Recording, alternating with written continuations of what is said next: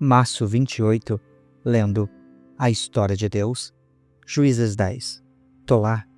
Depois de Abimeleque, um homem de Issacar chamado Tolá, filho de Puá, filho de Dodô, levantou-se para libertar Israel. Ele morava em Samir, nos montes de Efraim, e liderou Israel durante 23 anos. Depois, morreu e foi sepultado em Samir. Jair. Depois dele, veio Jair, de Gileade, que liderou Israel durante 22 anos. Teve 30 filhos que montavam 30 jumentos. Eles tinham autoridade sobre 30 cidades, que até hoje são chamadas povoados de Jair e ficam em Gileade. Quando Jair morreu, foi sepultado em Camon. Jefté. Mais uma vez, os israelitas fizeram o que era mal aos olhos do Senhor. Serviram aos Baalaíns, às imagens de Astarote, aos deuses de Arã, aos deuses de Sidom, aos deuses de Moabe, aos deuses dos Amonitas e aos deuses dos Filisteus. Como os israelitas abandonaram o Senhor e deixaram de lhe prestar culto, a ira do Senhor se acendeu contra eles.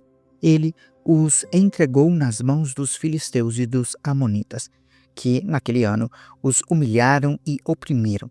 Durante 18 anos, oprimiram todos os israelitas do lado leste do Jordão, em Gileade, terra dos amorreus. Os amonitas também atravessaram o Jordão para lutar contra Judá, contra Benjamim e contra a tribo de Efraim, e grande angústia dominou Israel. Então, os israelitas clamaram ao Senhor, dizendo: temos pecado contra ti, pois abandonamos o nosso Deus e prestamos culto aos Baalaíns. O Senhor respondeu: quando os egípcios, os amorreus, os amonitas, os filisteus, os sidônios, os amalequitas e os moanitas os oprimiram e vocês clamaram a mim, eu os libertei das mãos deles. Vocês, porém, me abandonaram e adoraram a outros deuses. Por isso, não os livrarei mais. Clamem aos deuses que escolheram, que eles os livrem na hora da angústia. Os israelitas, porém, disseram ao Senhor: nós pecamos. Faz conosco o que te parecer melhor, mas te rogamos, livra-nos agora. Então, eles se desfizeram dos deuses estrangeiros que havia no meio deles e adoraram ao Senhor, que se compadeceu do sofrimento de Israel. Quando os amonitas foram convocados e acamparam em Gileade, os israelitas reuniram-se e acamparam em Mispá. Os líderes do povo de Gileade disseram uns aos outros: quem iniciar o ataque contra os amonitas será chefe dos que vivem em Gileade. Juízes 11. Jefté, o gileadita, era um guerreiro valente, filho de Gileade e de uma prostituta. A mulher de Gileade também lhe deu filhos, os quais, quando já estavam grandes, expulsaram Jefté, dizendo: você não vai receber nenhuma herança da nossa família, pois é filho de outra mulher. Então, Jefté fugiu dos seus irmãos e se estabeleceu em Tobi. Ali, um bando de vadios se uniu a ele e o seguia. Algum tempo depois, quando os amonitas entraram em guerra contra Israel, os chefes de Gileade foram buscar Jefté em Tobi. Venha, disseram, seja o nosso comandante para que possamos combater os amonitas. Jefté lhes disse: vocês não me odiavam e não me expulsaram da casa do meu pai? Por que me procuram agora quando estão em dificuldades? Os líderes de Gileade responderam: apesar disso, agora estamos apelando a você. Venha conosco combater os amonitas, e você será o chefe de todos os que vivem em Gileade. Jefté respondeu: se vocês me levarem de volta para combater os amonitas e o Senhor os entregar a mim, serei o chefe de vocês? Os líderes de Gileade responderam: o Senhor é nossa testemunha, faremos conforme você diz. Assim, Jefté foi com os líderes de Gileade, e o povo o fez chefe e comandante sobre todos. Ele repetiu diante do Senhor, em Mispá, todas as palavras que tinha dito. Jefté enviou mensageiros ao rei amonita com a seguinte pergunta: o que tens contra nós para teres atacado a nossa terra? O rei dos Amonitas respondeu aos mensageiros de Jefté: Quando Israel veio do Egito, tomou as minhas terras, desde o Arnon até o Jaboque e até o Jordão. Agora me devolvam essas terras pacificamente. Jefté mandou de novo mensageiros ao rei Amonita, dizendo: Assim diz Jefté: Israel não tomou a terra de Moabe, tampouco a terra dos Amonitas. Quando veio do Egito, Israel foi pelo deserto até o Mar Vermelho e daí para Cádiz. Então, Israel enviou mensageiros ao rei de Edom, dizendo: Deixa-nos atravessar a tua terra. Mas o rei de Edom não quis ouvi-lo. Enviou o mesmo pedido ao rei de Moabe, e ele também não consentiu. Assim, Israel permaneceu em Cádiz. Em seguida, os israelitas viajaram pelo deserto e contornaram Edom e Moabe. Passaram a leste de Moabe e acamparam do outro lado do Arnon. Não entraram no território de Moabe, pois o Arnon era a fronteira. Depois, Israel enviou mensageiros a Seom, rei dos amorreus, em Esbom. Ele pediu: Deixa-nos atravessar a tua terra para irmos ao lugar que nos pertence. Seom, porém, não acreditou que Israel fosse apenas atravessar o seu território. Assim, convocou todos os seus homens, acampou em Jazá e lutou contra Israel. Então, o Senhor, o Deus de Israel, entregou Seom e todos os seus homens nas mãos de Israel, e este os derrotou. Israel tomou posse de todas as terras dos amorreus que viviam naquela região, conquistando-a por inteiro, desde o Arnon até o Jaboque, e desde o deserto até o Jordão. Agora que o Senhor, o Deus de Israel, expulsou os amorreus da presença de Israel, o seu povo, queres tu tomá-la? Acaso não tomas posse daquilo que o teu Deus, Camus, te dá? Da mesma forma, tomaremos posse do que o Senhor, o nosso Deus, nos deu. És tu melhor do que Balaque, filho de Zippor, rei de Moabe? Entrou ele alguma vez em conflito com Israel ou lutou com ele? Durante 300 anos, Israel ocupou Esbom, Aroer, os povoados ao redor e todas as cidades às margens do Arnon. Por que não os reconquistaste todo esse tempo? Nada fiz contra ti, mas tu estás agindo mal a lutar contra mim. Que o Senhor, o juiz, julgue hoje a disputa entre os israelitas e os amonitas. Entretanto, o rei de Amon não deu atenção à mensagem de Jefté.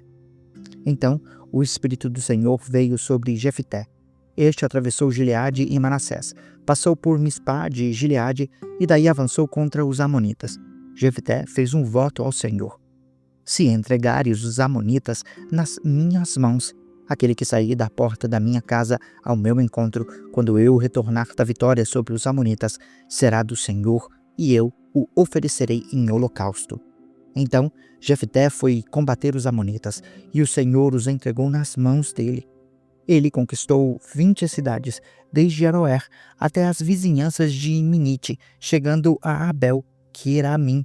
A derrota foi grande. Assim, os amonitas foram subjugados pelos israelitas. Quando Jefté chegou à sua casa em Mispá, a sua filha saiu ao seu encontro, dançando ao som de tamborins. Ela era filha única, já que Jefté não tinha outros filhos. Quando a viu, rasgou as suas vestes e gritou: Ah, minha filha, estou angustiado e desesperado por sua causa, pois fiz ao Senhor um voto que não posso quebrar. Meu pai respondeu: A sua palavra foi dada ao Senhor, faça comigo o que prometeu, agora que o Senhor o vingou dos seus inimigos, os amonitas. Ela prosseguiu: Conceda-me, porém, 2 meses para vagar pelas colinas e chorar com as minhas amigas, porque jamais me casarei. Vá, ele disse. Então, deixou que ela fosse por 2 meses. Ela e as amigas foram às colinas e choraram porque jamais se casaria. Passados os 2 meses, ela voltou ao seu pai e este fez com ela conforme o voto que havia feito. Assim, ela nunca deixou de ser virgem. Daí vem o costume em Israel de saírem as moças durante 4 dias, todos os anos, para celebrar a memória da filha de Jefté, o Gileadita. Juízes 12. O conflito de Jefté contra Efraim. Os homens de Efraim foram convocados para a batalha. Dirigiram-se a Zafon e disseram a Jefté: por que você foi lutar contra os amonitas sem nos chamar para irmos juntos? Vamos queimar a sua casa e você junto. Jefté respondeu: eu e o meu povo estávamos envolvidos em uma grande contenda com os amonitas e, embora eu os tenha chamado, vocês não me livraram das mãos deles. Quando vi que vocês não ajudariam, arrisquei a vida e fui lutar contra os amonitas, e o Senhor me deu a vitória sobre eles. Por que então vocês vieram para cá hoje, para lutar contra mim? Jefté reuniu então todos os homens de Gileade e lutou contra Efraim. Os gileaditas feriram os efraimitas, porque estes tinham dito: vocês, gileaditas, são desertores de Efraim e de Manassés. Os gileaditas tomaram as passagens de Jordão que conduziam a Efraim. Sempre que um fugitivo de Efraim dizia: deixe-me atravessar, os homens de Gileade perguntavam: você é efraimita? Se respondesse que não, diziam: então diga Shibolete. Se ele dissesse Sibolete, sem conseguir pronunciar corretamente a palavra, prendiam-no e matavam-no nos vales do Jordão. 42.000 efraimitas foram mortos naquela ocasião. Jefté liderou Israel durante 6 anos. Então, Jefté, o gileadita, morreu e foi sepultado em uma cidade de Gileade, Ibzã, Elon e Abdon. Depois de Jefté, Ibzã de Belém liderou Israel. Teve 30 filhos e 30 filhas. Deu as suas filhas em casamento a homens de fora do seu clã e trouxe para os seus filhos 30 mulheres de fora do seu clã. Ibzã liderou Israel durante 7 anos. Então, Ibzã morreu e foi sepultado em Belém. Depois dele, Elon, da tribo de Zebulon, liderou Israel durante 10 anos. Então, Elon morreu e foi sepultado em Aijalon, na terra de Zebulon. Depois dele, Abdon, filho de Iléu, de Piratom, liderou Israel. Teve 40 filhos e 30 netos, que montavam 70 jumentos. Abdon liderou Israel durante 8 anos. Então, Abdon, filho de Iléu, morreu e foi sepultado em Piratom, na terra de Efraim, na serra dos Amalequitas. Juízes 13. O nascimento de Sansão. Mais uma vez, os israelitas fizeram o que era mal aos olhos do Senhor, por isso, o Senhor os entregou nas mãos dos filisteus durante 40 anos. Certo homem de Zorá, chamado Manoá, do clã da tribo de Dan, não tinha filhos porque a sua mulher era estéril. Certo dia, o anjo do Senhor apareceu a ela e lhe disse: você é estéril, não tem filhos, mas engravidará e dará à luz um filho. Contudo, tenha cuidado, não beba vinho nem outra bebida fermentada, nem coma nada impuro. Você ficará grávida e dará à luz um filho em cuja cabeça não se passará navalha, porque o menino será nazireu, consagrado a Deus desde o nascimento. Ele iniciará a libertação de Israel das mãos dos filisteus. Então, a mulher foi contar tudo ao marido. Um homem de Deus veio falar comigo. Era como um anjo de Deus, de aparência impressionante.